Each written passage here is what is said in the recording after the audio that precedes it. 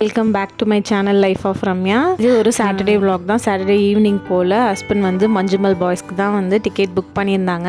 So எனக்கு இந்த outfit தான் நான் எடுத்து வச்சுருந்தேன். பாப்பாக்கும் ட்ரெஸ்ஸு, அவங்களுக்கு தேவையான டயப்பர்ஸ் அண்ட் சாக்ஸ் எல்லாமே ரெடி பண்ணி வச்சுருந்தேன்.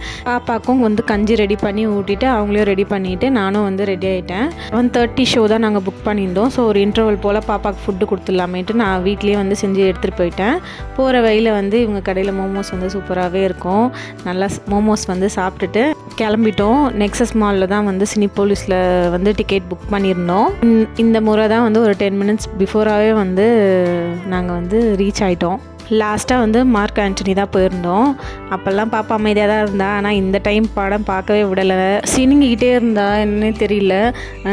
இருட்டாக இருந்ததோ கொஞ்சம் பயந்துட்டா போல். அவளையும் கொஞ்சம் அப்பப்போ சமாளிச்சுக்கிட்டு ஒரு வழியாக படத்தையும் வந்து நாங்கள் பார்த்தோம். எப்போவுமே அவளுக்கு பிடிச்ச மாதிரி எதனா டாய் கையில் கொண்டு போவேன். இந்த வாட்டி அதையும் நான் வந்து மறந்துட்டேன். ஃபர்ஸ்ட் ஹாஃப் கொஞ்சம் சினுங்கிட்டு ஒரு மாதிரி இருந்தா. ஆனால் செகண்ட் ஹாஃப்லாம் வந்து கொஞ்சம் அவ்வளோ வந்து படம் பார்க்க ஆரம்பிச்சிட்டா லைட்டாக. ஸோ பிரச்சனை இல்லை, நல்லாவே பார்த்துட்டு நல்லாவே என்ஜாய் பண்ணியிருந்தோம். படமும் எங்களுக்கு வந்து ரொம்பவே பிடிச்சிருந்தது. பார்த்துட்டு வெளியே வந்தாச்சு.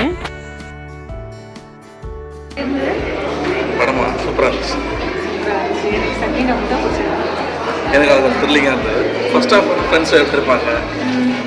மனைவி மக்கள் புரிஞ்சுட்டா நல்லாயிருக்கும். ஃப்ரெண்ட்ஸோட அறிமுகம் இதை சாக்கா வச்சுட்டு வந்து ட்ரிப்பு போகலான்னு நினைக்கிறீங்களா? ஆமாம், அது கோவா பார்த்துக்கோங்க. அவன் குழியில் விழுந்தாங்க, நீயும் போய் குழியில் விழுந்துட போகிறேன். கோவாவில் குழி எதுவும் கிடையாது அப்படி நினைக்கிறேன். நல்லா இருந்துச்சு படம்.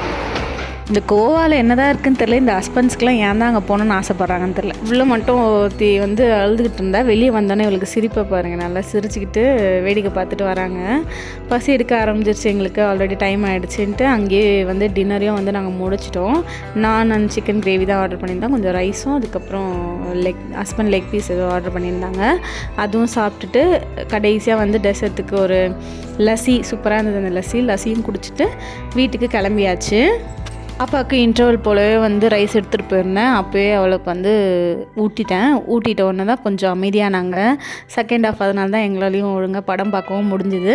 அங்கே சாப்பிடும்போது வந்து அவளுக்கு கொஞ்சமாக ஃப்ரெஞ்ச் ஃப்ரைஸ் வாங்கி கொடுத்துருந்தோம். அதில் ஒரு 4-5 பீஸ் சாப்பிட்டாங்க மேடம். இந்த வீடியோ பிடிச்சிருக்காங்க கமெண்ட்டில் சொல்லுங்கள். அப்படியே நாங்கள் வீட்டுக்கும் கிளம்பியாச்சு. Thank you all.